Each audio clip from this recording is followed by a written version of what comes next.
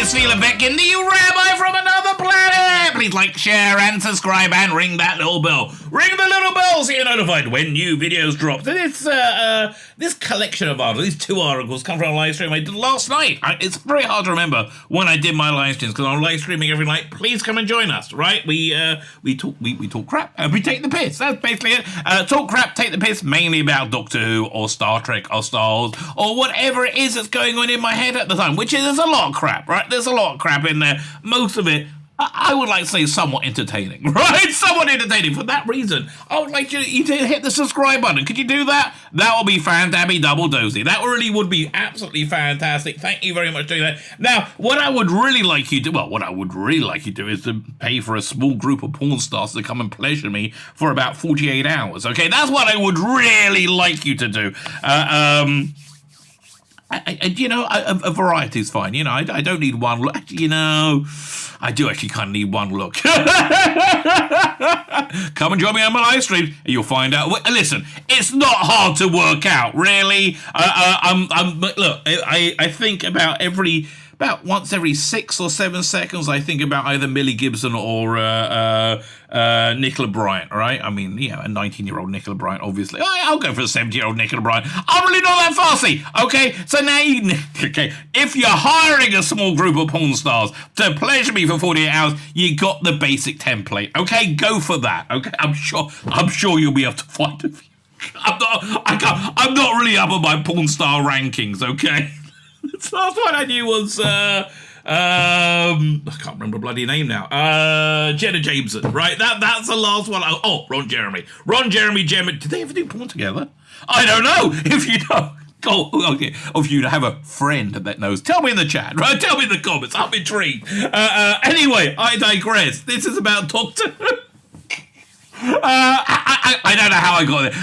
Something about pretty anything that says, what I'd really like you to do, other than get me a small group of porn stars to pleasure me for 48 hours.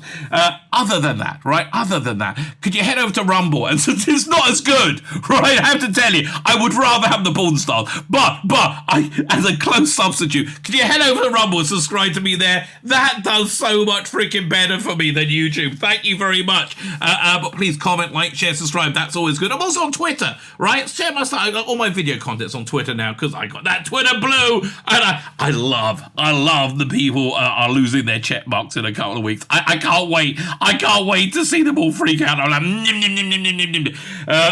so great. Anyway, we're talking about Doctor Who. These are kind of articles about Doctor Who.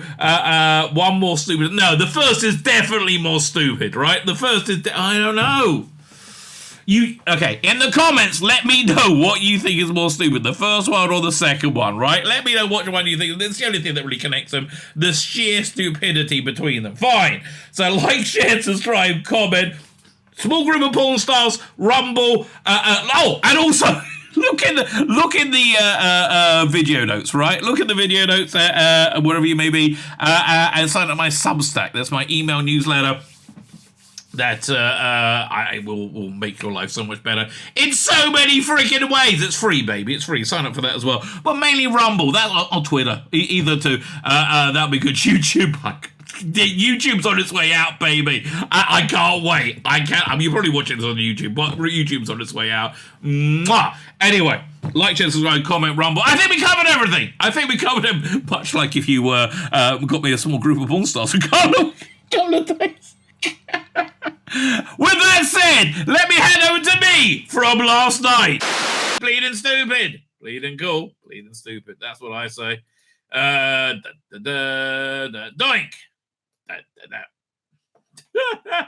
So, Doctor Who, the future world, Doctor Who, future world problems are all about class conflict. So this is funny because this is written by somebody I am positive who hates poor people. Right, hates the idea of lower class people, hates the way they think, hates their politics, and thinks they're just simple-minded fools that have been duped by evil capitalists, right? Fine, let's have a look. Doctor Who is a show about time travel, so of course it goes in the future, it goes imagines the future. So, like, if you're imagining a future of equality, well, Doctor Who stories tend to be about class conflict, the evil of capitalism and fascism, and part of the British sci-fi tradition. I guess so. I mean, like the mutants, for example. You know, the IMC. That's not the mutants, but yeah, they're always bad people, right? You know, the bad white people. Not quite as bad as the white people in Avatar. They're the worstest white people ever. Oh God, I hate that show. That movie. I gotta get back and watch another 20 minutes of it. Yeah. Show you. Do I have that thumbnail available? Oh, I do not. How do I know? Here, let me find that thumbnail. That's funny. Oh, here. Over here. Doink. So I decided I'm going to be doing a series of these because it's going to take me a while to get through this awful movie. 1 second. Doink. So yeah, Avatar. Oh, come back. Oh, well, listen. It's always happy to see you again, Melly. Avatar: The Way of Water review, one of way too many. The first 20-30 minutes of this 3-hour plus nightmare. So yeah, we're going to be doing lots like that, right? That's the plan.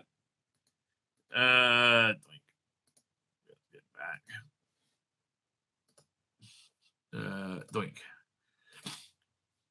Fine. Now I've lost it. I've got to find the word. There you go, doink. Fine. Doctor Who is a show about time travel. So of course it goes to the future rather imagines the future. Time travel shows have two modes. The story, two modes of story. Going to the past or going to the future, and there's also the present. Right. It's also a sci-fi time travel show. Well, you must be saying, but it's not really about what they say with those stories. The latest Doctor Who compilation video is about the show's depiction of the future, and it's interesting in what the stories reveal. It's about class conflict, which makes a uniquely British perspective. Well, okay, I might actually be willing to buy it. Let's hear what they have to say. But again, it's funny that the person writing this hates poor people, right? Hates the lower classes. The latest theme Doctor Who compilation runs for 45 minutes to feature the series trips to the future. It even features clips of two stories in the classic show. Fifth Doctor, Big Sideman story. Was it? The Fifth Big Sideman story and the Fourth Doctor. Well, they didn't say it's. I guess it's Earthshock, right? And Fourth Doctor's Ark in Space, both featuring dystopian futures. What? No, they don't. No, they don't. I mean, like, Noah and his friends have only just woken up. They haven't established government yet or order. But what's the dystopian in them? I don't understand. That's not true. And what we saw the soldiers in Earthshock, but I didn't get a feeling they're living in a dystopian future. Did you? That's too weird. Like, what? That's not true at all. Right? That's not true at all. Here, what's that? I just got that. I was got it. Hey, Rabbi, are there any sects of Jewish folks that still put lamb's blood on the door? I do. No, there's not. That was replaced by a scroll called a mezuzah. Tell you, when we get into Passover, it gets super Jewy, right? So there's this thing called kitniot, right, which is a bit contentious because Sephardic Jews, they can eat kitniot, which is like corn, and so they can have falafel and they have legumes, for example. But the European Jews, they do not, right? They do not eat the kitniot. Right, because it's a whole long story, but essentially you want to keep the tradition that your line came from, right? Because that connects you directly back to Mount Sinai, right? That's essentially the idea. But like kitniot is a thing that's going away, right? It's weird because I'm watching it melt in front of my eyes because my kids, they're like, yeah, we all kitniot. Just stop already. It's like it's what they grew up in. It's the society they live in. So my generation is like really the last one. You can have people who still keep kitniot, but it's going to be like you have to think. Now let's give you another Jewy word, gebrox. right? There's a thing called gebroks. There are some Jews on Passover that won't eat any mixture of the dry matzah, the crackers we have instead of bread. You can grind that up, make flour, and you make dumplings with it. You can all do kind of things, but they don't have anything that mortar touches matzah. It's a small Hasidic sect, right? And it's a thing, gebroks. Watch out for the gebroks. Right, so all of this more interesting than getting Doctor Who wrong. What are they freaking talking about? Dystopian futures? No. The former petty human factions are too distracted by the Simon's.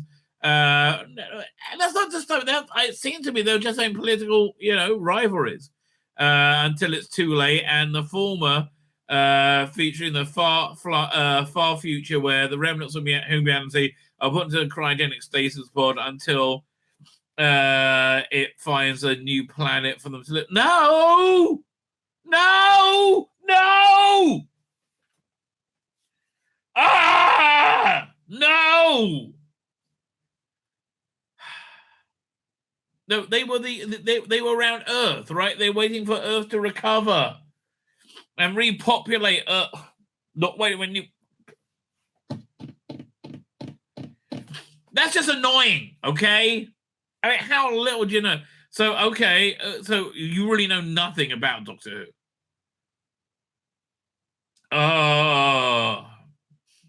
Doctor Who for the Revolution. In Doctor Who, the future is presented as always dystopian. Not really. Would you call the case of Androsani a dystopian future? No, I think, dirty politicians and businessmen that live in each other's pockets. So, yeah, is that dystopian? No, that's called realism, mate. That's because there are many real utopias. If there were any real utopias, there will be no conflict or drama. Well, I guess so. I mean, that was really who was it? The guy who did what's he called again? Life on Mars. Matthew Graham, right? He wrote a version of Childhood's Ends, which is essentially these aliens show up and they like change. So the first thing they do is they remove the barriers between the Jews and the Arabs in Israel, and the Jews and the Arabs start dancing together. I'm like, dude, the Arabs would slaughter us, mate. I mean, do you understand?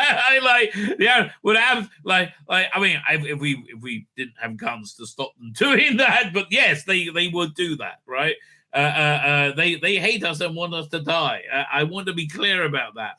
God, it's such a moron. But other than that, it's pretty good.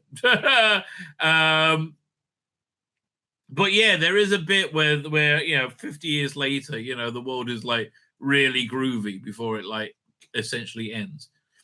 Fine, that's because it wouldn't be any conflict. Well, again, you see that there was it in what's his name? Ben Arrowitz is the also people. They're in a kind of utopia with issues. No, this guy is a moron. Who wrote this? Who like this is by Adi Tantin. He couldn't even tell what a boy or a girl is, mate, let alone up or down or good or evil. What makes the future in the show so particularly British is the satirical sense of social commentary in them, coupled with the sometimes whimsical sense of humor, but always with the British awareness of the class system. Yeah, I know. Okay, because we're aware of it doesn't mean we're necessarily celebrating it. Idiots.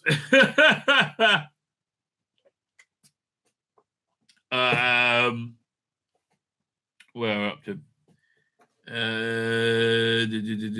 whimsical sense of British awareness of the class system. Thus, the future where people have to live in cars in endless traffic jams is directed as a result of capitalism. No.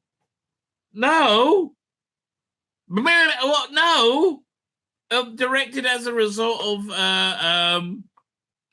what was it? It was like some kind of devolution, the Macross. I can't remember. There was some kind of mass devolution event or something along those lines. Where are we?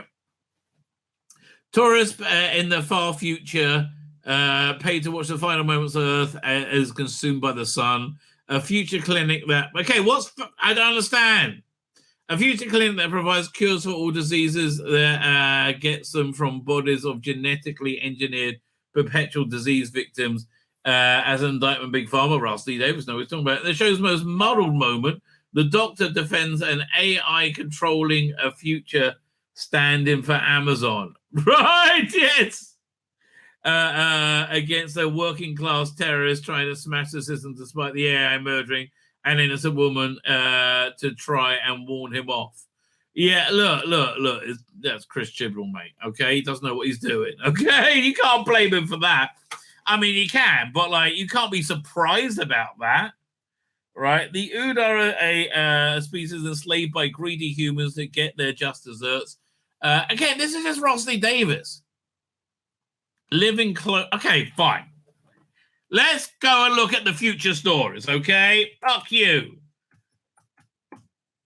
Okay, we're going to see which ones. We're going to see which ones are dystopias, okay? That's what's happening. It's not going to take long, right? We'll just whiz through them. Daleks. Well, was that dystopia? Well, that wasn't Earth, really. No, that's not a dystopia. I mean, I guess it had the dark. No, that's not what I'm talking about. Marco Polo, no. Keys and Maris, no. Censor rights. No, that wasn't a dystopia. Stop. I mean, you can read into it, maybe, but I don't know why you would do that. Rescue, no. It's not from dystopia. Web Planet. I mean, like, I don't know. That's kind of a, the Zarbi were kind of like, a little bit fascist forces. Space Museum, no, weird people with strange sideburns. We're not dystopia. Again, this guy's talking absolute bollocks. Galaxy 4, I mean, that's a dystopia. Right, no, that is. That like weird female dystopia. They don't like we do not like the real.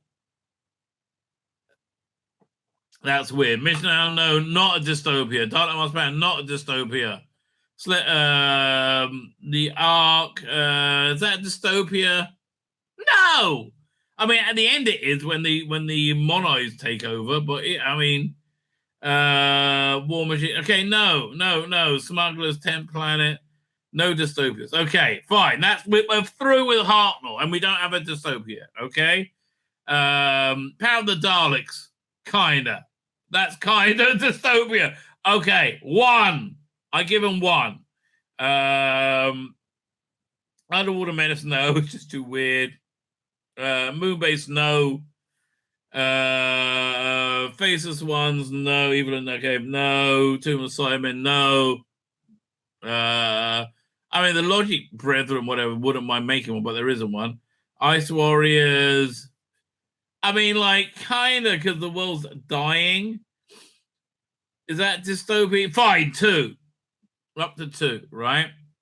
Fury from the Deep, no. Web of Fear, no. Wheel in Space, no. Dominators was not even Earth. I mean, unless you have to say everybody has to wear those weird dresses for their full suit. No, we're saying no. Invasion, no. Mind Robber, no. Crotons, no. I mean, okay, I guess you'll call, 3, Crotons, okay? Caesar Death, no. I mean, no, the only ones is, they only have dystopias. Nonsense he's talking about. Fine, nothing there in season 7. Nothing in season... I mean, you got, like, Colony of Space, the IMC, but you don't know where the government is in that. I'm going to say yes, okay? Let's say yes for that. I'm going to be generous. Right? Mutants, yes. That's a big yes. Okay. I mean, Day of the Daleks, obviously. That's what the Daleks made a dystopia. 3 Doctors, Carnival Monsters, no. Frontier in Space, no. Again, politics, but, Green Death, no. Planet Spiders, no. Well, I think we're up to 5 or 6. Time Warrior, no. Okay, Invasion of Dinosaurs, no. They wanted to make one, of course. Monster Repellent, no. Nothing there. Robot, no. Ark in Space, no. Okay, none of these are dystopias. Okay, Terror Cycle, no. Planet Evil, no. Pyramids of Mars, obviously not. Brain of Morbius. I mean, basically only the Citadel of the Khan and Morbius living there. That's not a dystopia. Deadly Assassin. I mean, if you want to say Gallifrey is, no, that's not what I'm talking about. Hand of Fear, Masterman Dragon, The Face of Evil. No, that's not dystopia, right? No, I disagree with them. Robots of Death, no. Tenants of Wayne King, no. I mean, like Robots of Death, yeah, you had the founding families. Oh, you and your fancy founding families. Invisible Enemy, no. Some makers, yes. We're up to six dystopias. And we're up to what year? We up to 78. Right? We're up to 15 years in. There's been 6 dystopias 15 years in. Rebal's Operation, no. That's too much fun. Pirate Planet, yes. 7. Stones of Blood, no. Android's Horror, no. Parachrona, Armageddon, no. Okay, 7. Destiny of Darkness, no. Seed of Death, no. Creature of the Pit, no. Nightmare of Eden, no. Horns of Night, no. I mean, you had the Nyman were kind of like, yeah, okay, fine. 8. We'll say Horns of Nyman. I'll give you that. Ledger Hive, no. Megalos, no. Full Circle, nah. Yes. 5. Full Circle, yes. State of Decay, well, obviously, that's the point. There was a dystopia. So we're up to 10, right? Warriors Gate, Keeper of Trarka, no. Logopolis, no. 5. We're up to what's the name? Peter Davison. Castle of Valve, no. Force of Doomsday, no. I mean, yeah, it was only like the 3 people and robots on the ship. Kinder, no. Visitation Black Orchid, Earthshock, no. Okay, no. Arkham Infinity, Snake Dance, Mordred Undead, Terminus. Maybe Terminus. I'll say, yeah, let's say Terminus. That's a dystopia.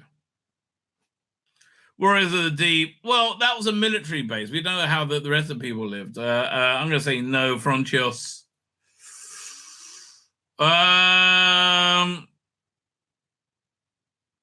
Is that a dystopia, do you think? I mean, they're living on this awful planet, you know, surrounded by tractators. I'm going to say no. Okay, yeah. Okay, Van Rosani, no. Planet of Fine. No, because they depose a what's the name? Okay, was it a dystopia? Vengeance and Varos, totally. Okay, absolutely. That's it.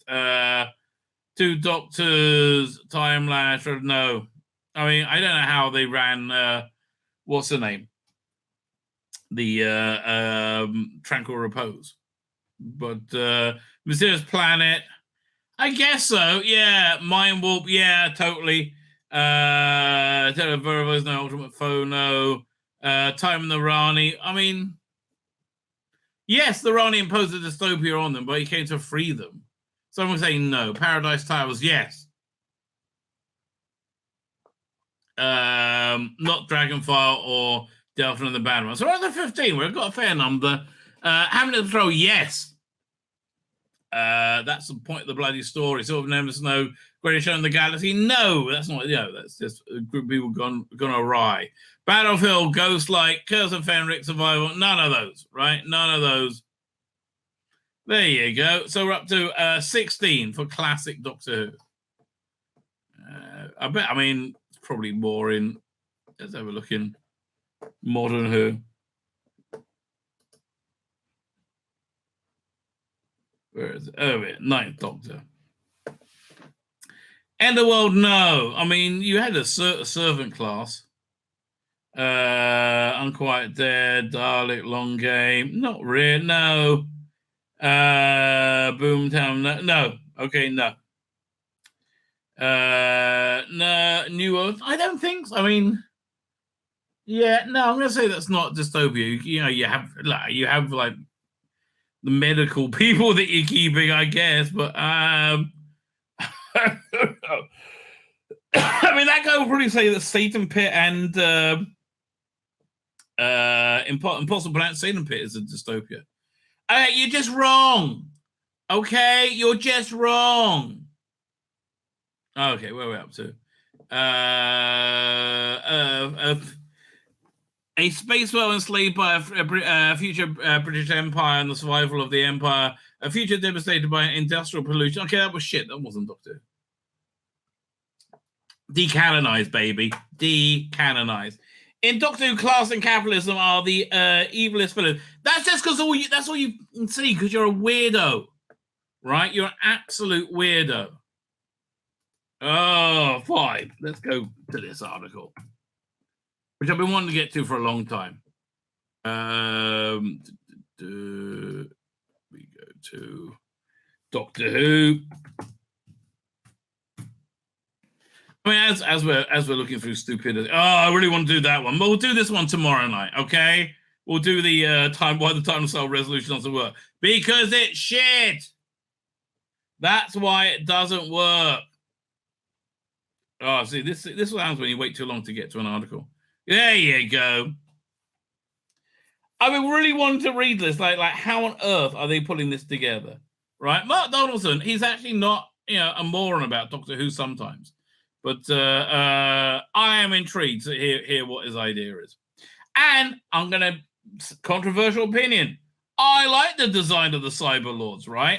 I mean, I even quite like the idea of the Cyber Lords, quite frankly. It's mainly a terrible execution, right? More than anything else. It's,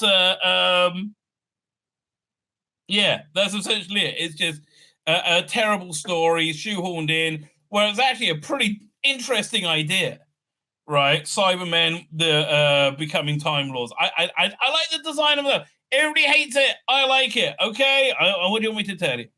And the way they got them as well. Yeah, that's stupid. But maybe if they okay. Here's a cool thing. They the Cybermen capture a TARDIS, right, and they convert the Time Lords in there, and when they inadvertently make Cybermen Time Lords. Right, and they come out looking like that. I think that would be interesting. Anyway, what are you bloody talking about? Chris Chibnall's controversial TARDIS Children and Cybermasters are actually a brilliant tribute to one of Doctor Who's greatest writers. Okay, how? Who's a great writer who would want a tribute in the form of absolutely shit writing? See, I don't think they would want that. Me, call me Mr. Wacky, right? But I don't think they would want that. But that's just me for you. Who knows? Yeah, turn this back on. A version of the controversial Cybermasters was first introduced Doctor Who season 12, episode 10, The Timeless Children. Almost appeared in the show 4 decades earlier. No, they didn't. The Masters, Session 1, created an unstoppable race of Cybermen from corpses of Time Lords he murdered, thereby giving them the gift of regeneration. Well, the concept was a good one. Oh, I agree with you. The design of these new cyber variants in their robes and Time Lord headpieces deemed slightly goofy by fans. I actually really genuinely like it. I know. Listen, it's just me for you, but I do. I actually genuinely like it. Strange guy, me. Doink.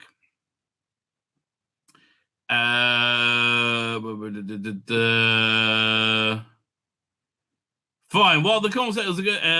Yeah. Okay, they didn't like it. Fine. However, the concept of Cybermen with gifts of the Time Lords is a terrifying idea that have been explored in Doctor Who expanded media, such as Titan Comics series Supremacy of the Cybermen. Oh, so that's where he ripped it off from. Actually, I remember somebody telling me about this, right? The series depicted an alternate timeline where Rassilon, the disgraced president of Gallifrey, gave Cybermen the secrets of time travel so they could take over time and space. That sounds like a way better idea. See, that was better than what we got.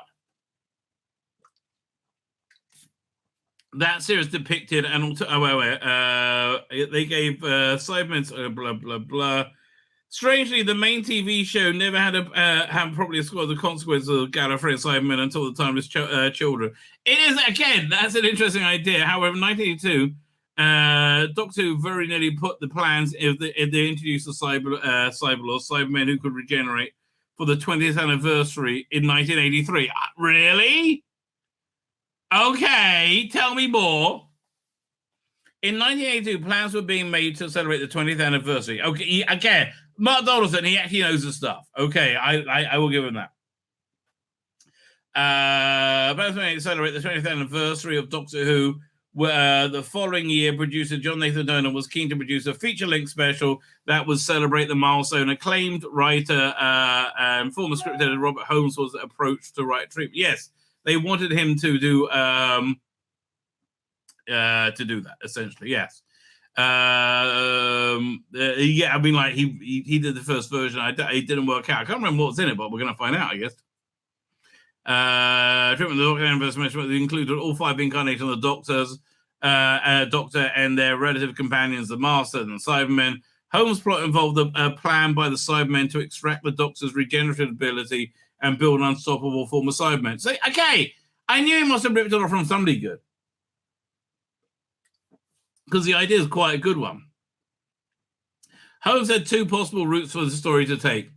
One would have been the Cybermen create a robot duplicate of the first Doctor. This duplicate would lure the remaining incarnations of the Doctor into a trap where, no, you should have had them team up with the Daleks, right? And, or still Dalek replication technology. Yeah. Okay, then you can have you can open up with a Cyberman raid on a Dalek ship, right? That sounds awesome. To steal that replicator technology.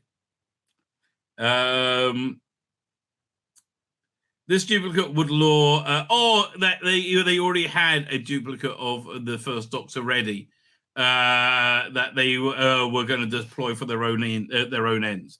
Okay, this is so much better than what Chibnall gave us. Very soon with AI, we'll be able to make this, okay? This duplicate lure the remaining incarnations of the Doctor into a trap. From there, the Cybermen would experiment on each of the Doctor's incarnations. Well, that's a bit hardcore. The second option was the 5th Doctor, Peter Davis, would be captured by the Cyberman. This is Cyberman, which should say Cyberman. And their experiments would trigger a degeneration through previous versions of the Doctor. Ultimately, Holmes couldn't get his idea and stacked the cast of past Doctors, companions, and villains into a workable script and left the project, leaving the Cyberlords abandoned. You know what? I did not know that, okay? Cyberlords writer also predicted the timeless show. No, he didn't. Will you stop sniffing your own fucking farts, you weirdo? Right? What are you on? And like, you know, if you're gonna look, I don't know what you're smoking, mate, but I want some of that if that makes you believe that Robert Holmes here in a wig and a hat is actually the Doctor. Please.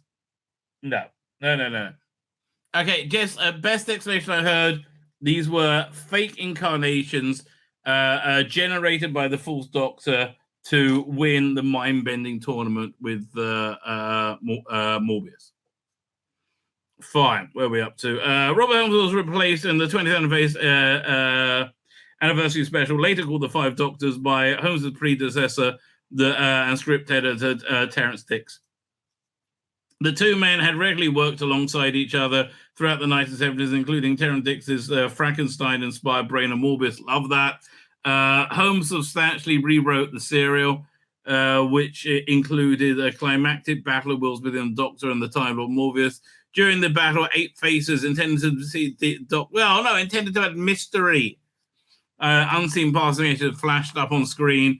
One of those faces belonged to Robert Holmes. Right. So I don't think he thought he was canonically the Doctor, or there was even such a thing as canonically the Doctor at that time. You cockwomble idiots. Oh my God. Fans of the hands at the time ignored the possibility they were past Doctors, but Chris Chibnall was a Doctor Who fan who hated himself and Doctor Who. who didn't ignore the revelation of Brain and Morbius, instead made them an integral part of his era, which is about to be retconned away. Come on then, my Russell. Record it away, mate. Come on, my son. Record it away, baby. Record it away. Is Robert Holmes deadly? Prior to, was it the hilariously the most controversial Time Lord story that aired prior to the Timeless Children was The Deadly Assassin. That is true. The reimagining of the Time Lords was more than people could deal with, and I really loved their reimagining of it. That's why I don't mind things changing, right? I don't mind things progressing, as long as it's good, right? As long as it's good. So, people say, yeah, Doctor Who's always been political. I talked about this the other day. Doctor Who's always been political. That's true. But it's never been politics being Doctor Who. Doctor Who can be political, right? And it can be brilliant, right? Absolutely brilliant in many ways. But politics can never be Doctor Who, and it'll be a good story. It just can't happen, right? Absolutely not. The fact that Chibnall canonized Robert Holmes as an official Doctor, okay, it's not, okay, it was so bad, it's being retconned out of existence, okay? It's going to be retconned away forever. For good bloody reason, mate. For good bloody reason. Oh, because it is doo-doo, right? It is doo-doo. My name's Tzvi Lebetkin, the Rabbi from another planet. Please like, share, and subscribe, and ring that little bell. Ring the little bell so you're notified when new videos drop.